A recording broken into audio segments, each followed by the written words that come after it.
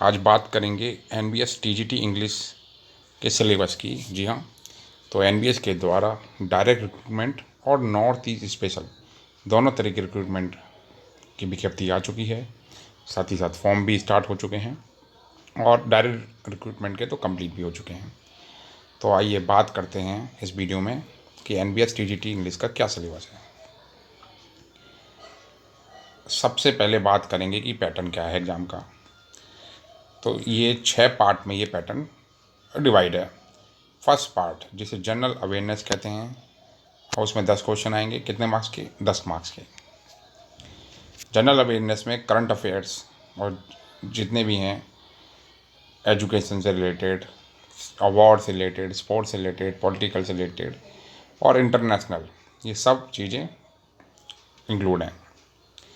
अब इसका कोई भी स्पेसिफिक वर्णन नहीं दिया है, केवल जनरल अवेयरनेस लिखा है, तो आपको सब कुछ प्रिपेयर करना पड़ेगा।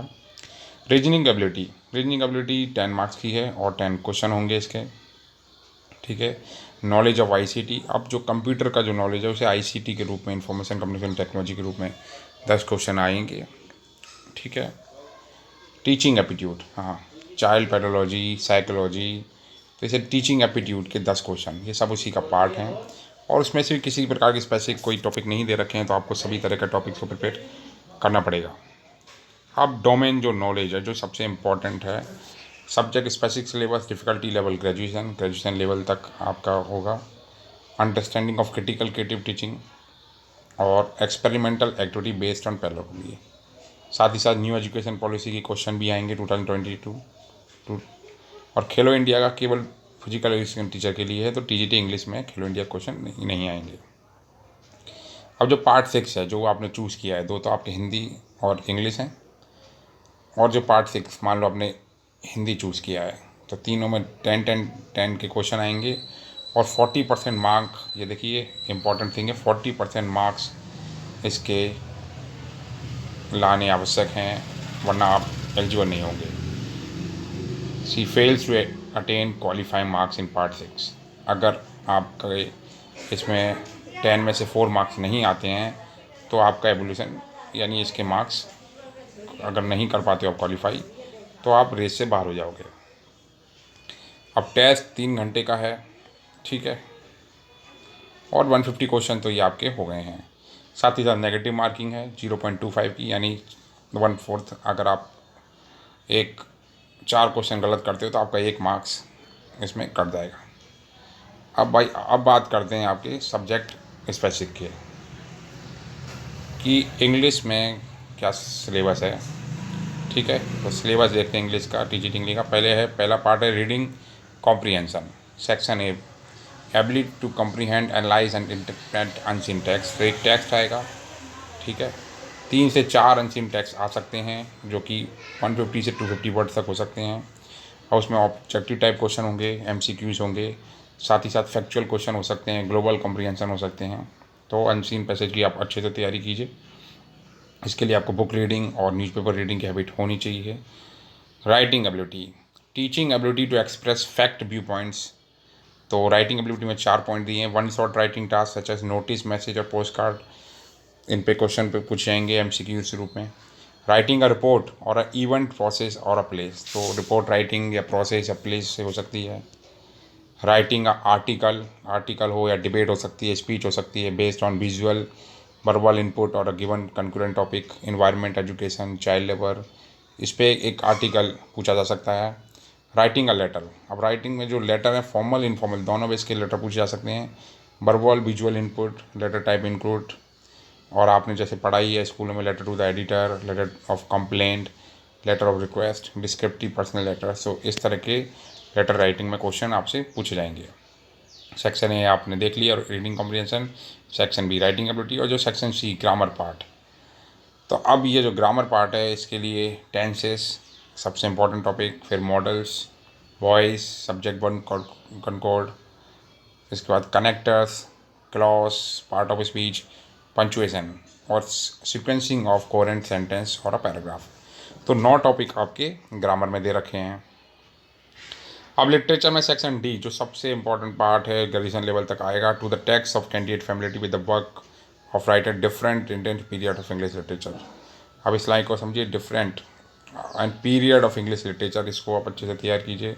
साथ ही साथ शेक्सपियर के जितने भी वर्क हैं, ड्रामा हैं, उन सब को अच्छे से प्रिपेयर करना होगा। खासकर उनके जो कैरेक्टर हैं, कैरेक्टर से लेके क्वेश्चन पूछा जा सकता है, और कुछ खास फैक्चुअल डेट्स। अब रोमांटिक पीरियड में जो दिए गए हैं, Shelley, Wordsworth, John Keats, saint Coleridge और ब्रायन, ईटीसी लिखा हुआ है, लेकिन मेनली आप इनको तैयार कर लीजिए। तो ये हुआ सब्जेक्ट स्पेसिफिक का 80 मार्क्स का जो आपका सब्जेक्ट है, और यही आपको लेके जाएगा। इसके साथ ही साथ 19 to 20 century American and English literature, जिसमें रॉबर्ट फ्रॉस्ट हैं, हेमिंगवे हैं, टेड ह्यूज हैं, Whitman, Hawthorne, Emily Dickinson, Bernard Shaw. अब इसके साथ इंडियन राइटिंग भी है, modern Indian writing in English, Anita Desai, Vikram Seth, Vijay मेजिकल, K N Daruwalla, Ruskin Bond, R K Narayan, Mulk Raj Anand, Khushwant Singh. अब modern writing in English from different part of world, ये भी टॉपिक इसमें किया गया है। तो ये एक डिटेल सिलेबस है सब्जेक्ट के लिए, टीजीटी इंग्लिश के लिए आपको प्रिपेयर करने के लिए। अब अब बात करते हैं, ये तो हमने बात कर लिया, अब बात करते हैं जो रीजनिंग एबिलिटी और न्यूमेरिकल एबिलिटी की जो टॉपिक हैं वो कौन कौन से दे रखे हैं। तो रीजनिंग एबिलिटी में है सबसे पहले पजल्स, ठीक है, पजल्स के क्वेश्चन आएंगे, seating arrangement, data sufficiency, statement based questions, verbal reasoning के क्वेश्चन आएंगे, इनइक्वालिटी, ब्लड रिलेशन के क्वेश्चन हमेशा आते हैं, sequence and series, direction test, assertion reason और बैंड डायग्राम, इनको आप अच्छी तैयारी कीजिए। न्यूमेरिकल एबिलिटी में क्या आएगा, नंबर सिस्टम का टॉपिक दिया गया है, सिंपल इंटरेस्ट क्लास 8 में है, कंपाउंड इंटरेस्ट भी क्लास 8 में अच्छे से दे रखा है, सिंप्लीकेशन अप्रोक्सीमेशन दे रखा है, time and work, average and data interpretation. तो आप 8 से लेकर 10 तक की जो एनसीईआरटी बुक में, उनमें ये टॉपिक अच्छे दे रखे हैं, आप उनमें से तैयार कर सकते हैं। Current affair with special emphasis in the field of education. अब देखिए, जो फील्ड ऑफ एजुकेशन है, कहाँ पे कौन सी योजना चलाई गई, किस गवर्नमेंट की योजना है, इन पे खास आपका फोकस रहना चाहिए, ठीक है, एजुकेशन। और language competency, general English, general Hindi की कौन कौन से टॉपिक हैं। तो रीडिंग कॉम्प्रिहेंशन पैसे जाएगा, क्लोज टेस्ट, सेंटेंस आएगा, इम्प्रूवमेंट, स्पॉटिंग द एरर आएगा, सेंटेंस रीअरेंजमेंट, सिनोनिम्स एंटीनोम्स, ठीक है, सिनोनिम्स एंटीनोम्स आपको तैयार करने होंगे, क्योंकि 1 मार्क्स आपके लिए बहुत इंपॉर्टेंट है। साथ ही साथ सामान्य हिंदी, संधि, समास, विलोम शब्द, पर्यायवाची, समन, अशुद्धियाँ, वाक्यांश के लिए एक साथ, मुहावरे, लोकोक्तियाँ और अपठित गद्यांश और आदेश प्रश्न। और जो पार्ट 6 में जो आपने लिया है, अगर मान लो हिंदी लिया है पार्ट 6 में, तो संधि, समास, विलोम शब्द, पर्यायवाची शब्द, सामान्य अशुद्धियाँ, वाक्यांश के लिए एक शब्द, मुहावरे, लोकोक्तियाँ, इस तरह के आएंगे, ठीक है। इसके साथ ही नॉलेज ऑफ आईसीटी का देख लेते हैं। Fundamental of computer system, basic of operating system, MS office, keyboard shortcut और उसके यूजेस आएंगे, important computer terms, abbreviation, computer network, cyber security, internet, teaching aptitude, teaching nature, characterization, objective and basic requirement, learner, characteristics, factor affecting, teaching method, teaching aids, evolution, ये सब कुछ आपके teaching aptitude में आएंगे। Teaching aptitude में objective and basic requirement, ठीक है। तो कुछ हद तक जो आपको टीचिंग एप्टीट्यूड है थोड़ा डिफरेंट पूछे जाएंगे, इसलिए आपको अच्छे से प्रिपेयर करने हैं। एक तरह के फैक्चुअल क्वेश्चन टीचिंग एप्टीट्यूड में पूछे जाएंगे, तो आपको जो आप ट्रेडिशनल तरीके से पढ़ते हो उससे हट के आपको ये पढ़ना होगा। तो ये मेरे द्वारा, अब आपका ये फिर से हम इस पे आते हैं। तो जो पार्ट 6 है वो क्वालिफाइंग है और इसके मार्क्स ऐड नहीं होंगे, अगर ये आप पास नहीं कर पाते हो तो आप रेस से बाहर हो जाओगे, इसलिए पार्ट 6 को पास करना बहुत ही ज़रूरी है।